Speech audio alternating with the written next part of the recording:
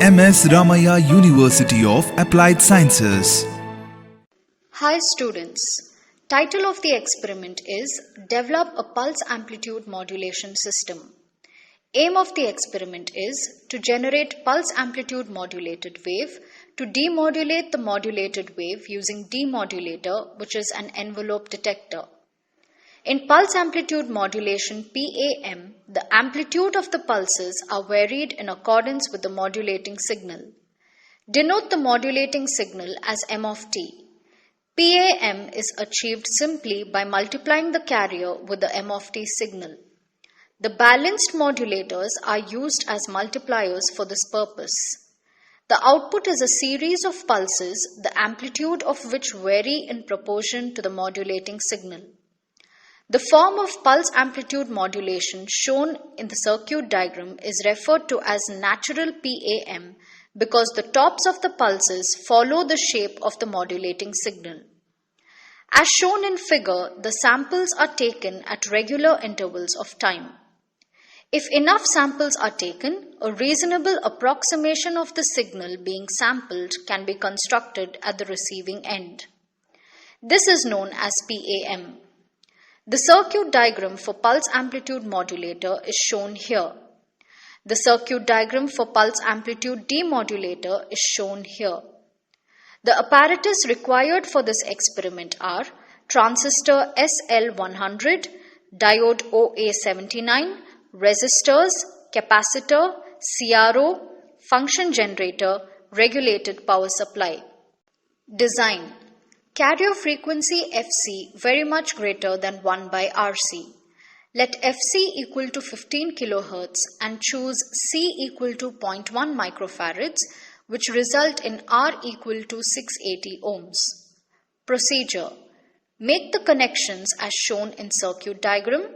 Set the carrier amplitude to 2 volts peak to peak and frequency of 15 kHz. Set input signal amplitude to around 1 volts peak to peak and frequency to 2 kHz. Connect the CRO at the emitter of the transistor and observe the PAM waveform. Now connect the output, which is the pulse amplitude modulated signal, to the demodulation circuit and observe the signal if it matched the message signal waveform approximately. The model waveforms are shown here, which can be observed to be similar to those obtained in the experiment. Hi students, the name of the experiment is Develop a Pulse Amplitude Modulation System. In this experiment, we will first develop pulse amplitude modulator, then pulse amplitude demodulator. The apparatus required for this experiment are function generator. It has 2 channels. The display can show at a time either this channel or this channel. It can generate sine wave, square wave and so many other waveforms. This is the switch on switch off button and the display values can be entered using this keypad. This knob can be used to turn wherever the numbers are needed. Channel 1 output is from here, channel 2 output is from here. DC supply, this is the DC power supply. This button is to switch on and switch off. This control, this is positive, this is negative. This is voltage control, this is current control. Current control should be always in the maximum. Voltage controls can be used to adjust the supply voltage. Positive is given from here, negative is given from here. This particular power supply has 2 such power supplies in it. This is first one and this is the second power supply. In this experiment, we will use 1 power supply. CRO. In this CRO, we have 2 channels. These controls are for channel 1. These controls are for channel 2. Channel 1, we have to provide input through this. Channel 2, input should be provided through this. These 2 are used for position control and even this one can be used for position control. This is time scale. These are voltage scales. This is the on and off button for the CRO. Breadboard. This is breadboard. It has, in this column, all the dots are connected to 1. Every column, all the dots represent only one node. Here all these things starting from this edge to this edge, this full is one node. Like that we have on the top 2 nodes and bottom we have 2 nodes. Other than these 4 common nodes, we have every 5 dots representing one node. Transistor, this is SL100 transistor. There is a notch to this edge. So starting from the notch, this represents emitter, this is the base and this is the collector. So from the notch, emitter, base, collector. Diode OA79, this is the diode used in this experiment, OA79. It has anode and cathode. Check that there is a black color curve here that represents the cathode, the opposite terminal represents the anode.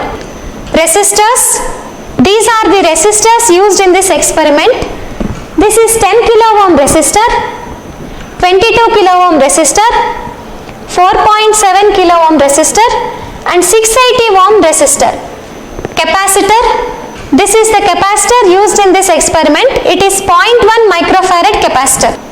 Connecting wires, based on the circuit diagram we use these wires. And connecting probes. These are the probes used to connect function generator. These are the probes used to connect CRO. Now we will start testing pulse amplitude modulator and demodulator based on the circuit diagrams.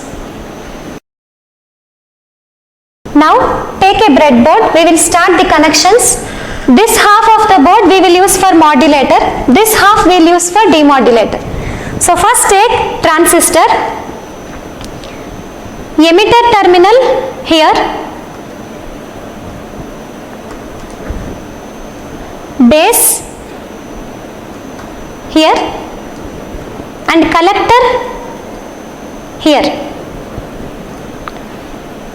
Take a wire, connect from the collector terminal and give this to supply. So later we will connect it to the supply. Take a ground wire,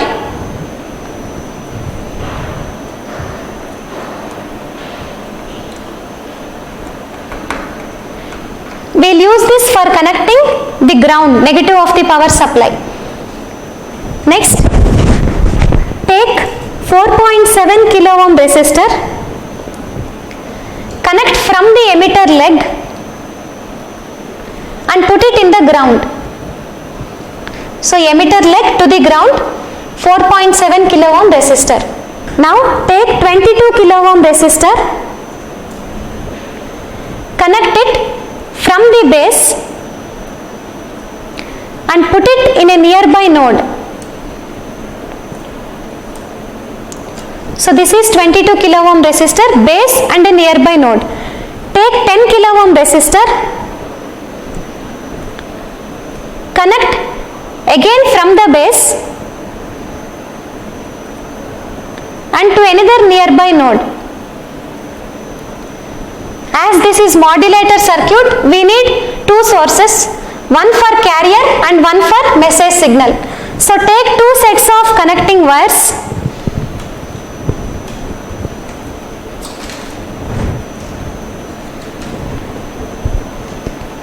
One set we will give it to the carrier. So this is carrier input.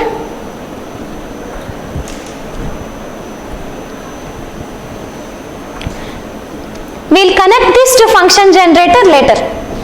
Take another wire and proceed it to be connected to ground. The other set of wires connect it for the message. So one wire for message signals positive. This will be connected to second channel of the function generator. Again leave a ground wire for completing the connections. Now take another wire, use this as output from the emitter.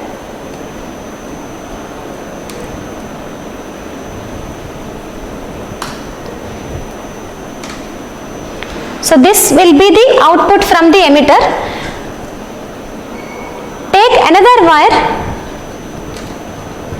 provide it from the output of emitter, and we'll connect this as input to our demodulator circuit. So this will be the input to our demodulator circuit. Now take diode,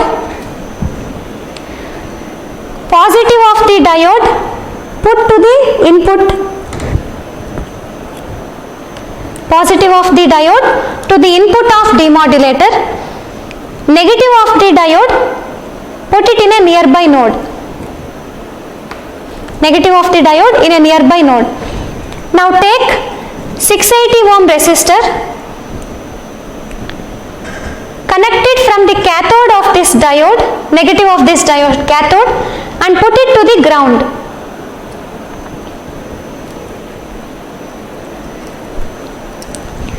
Take 0.1 microfarad capacitor, put it from this junction to a nearby node, but connect this to the ground.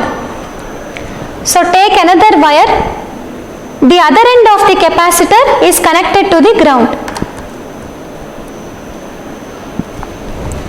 Now leave a ground wire in case connections are needed.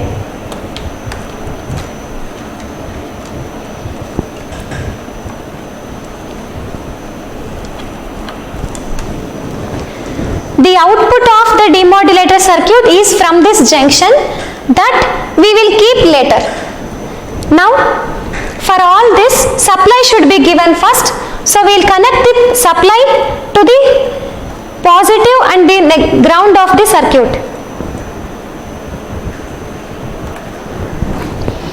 So supply is positive,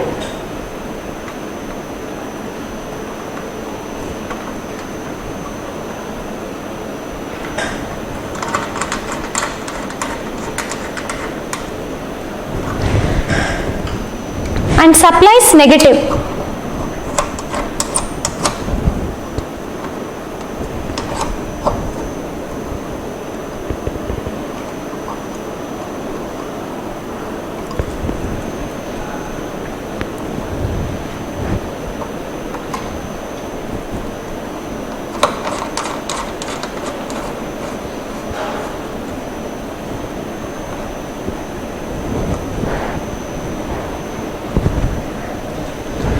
Now take one function generator probe, connect it to first channel, and this one we will use for carrier connection. So these are the wires for carrier. So carrier signal positive and carrier signal negative.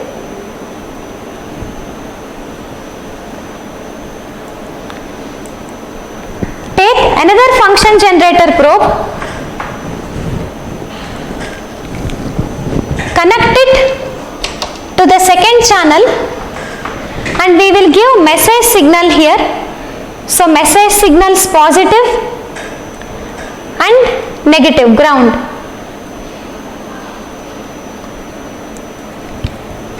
Now take CRO probes,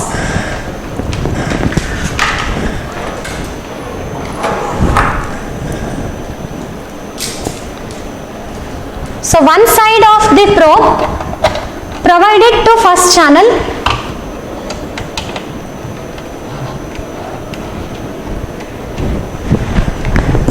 and connect this to the input.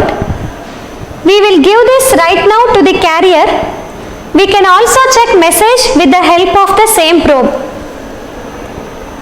and ground wire should go to the ground. Next take second CRO probe,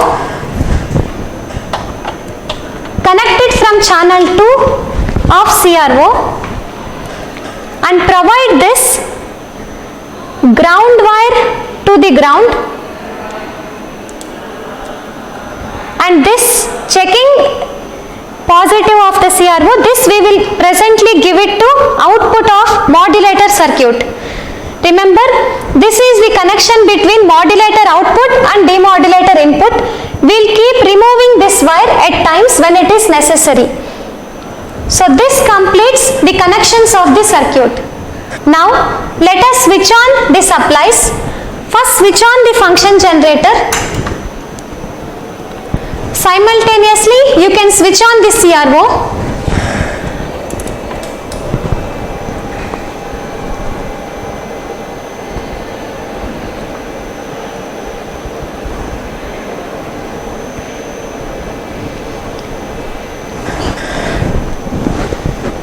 Go to channel 1 of the CRO. This button can be used to switch between the channels. So now this is channel 1. Provide 15 kilohertz frequency square wave with an amplitude of 2 volts peak to peak. This is our carrier signal. Press this button so that this input is going to the circuit. Next switch to the second channel. So represent this channel to be a sine wave message. Message frequency must be lower than carrier frequency. Provide 2 kilohertz signal and put 1 volt peak to peak. So press this button so that message signal will reach the circuit. Now switch on the supply. Make sure that this is in the minimum.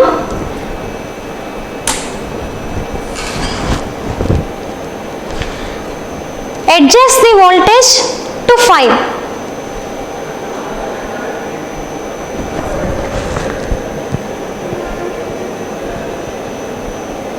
So 5 volts. Now press an auto set. However, we have to check our message signal and carrier separately. Remember that channel 1 of the CRO was earlier connected to the carrier. So this is our carrier representing 15 kilohertz here. Also test the message signal. So remove the CRO's channel 1 probe and connect it to message signals positive. Press an auto set once again.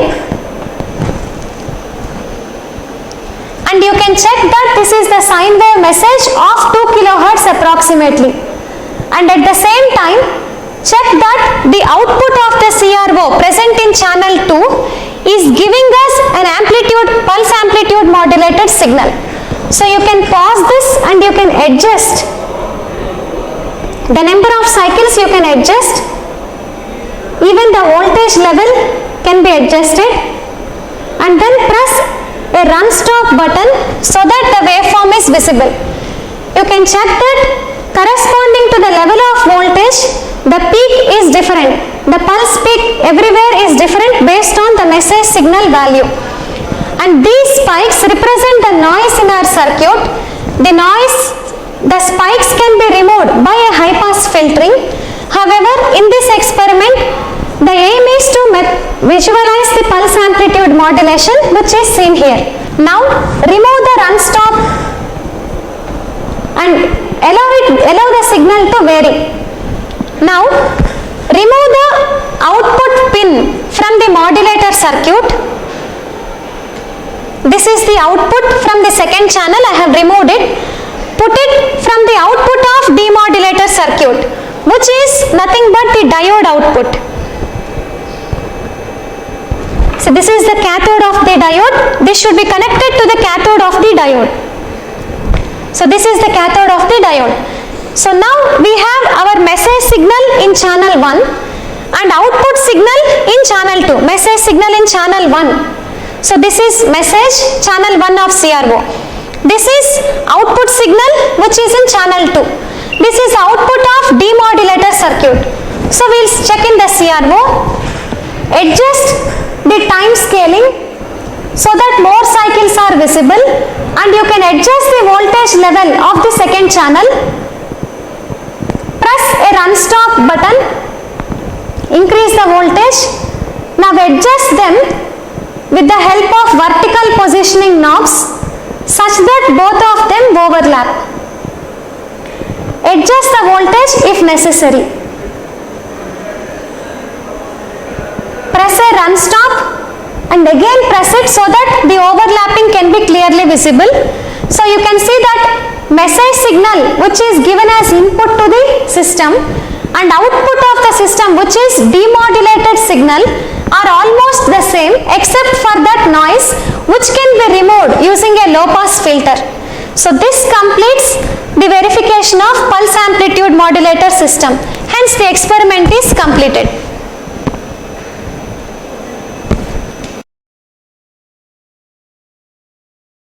At MSR UAS, we spark your imagination unlike any other.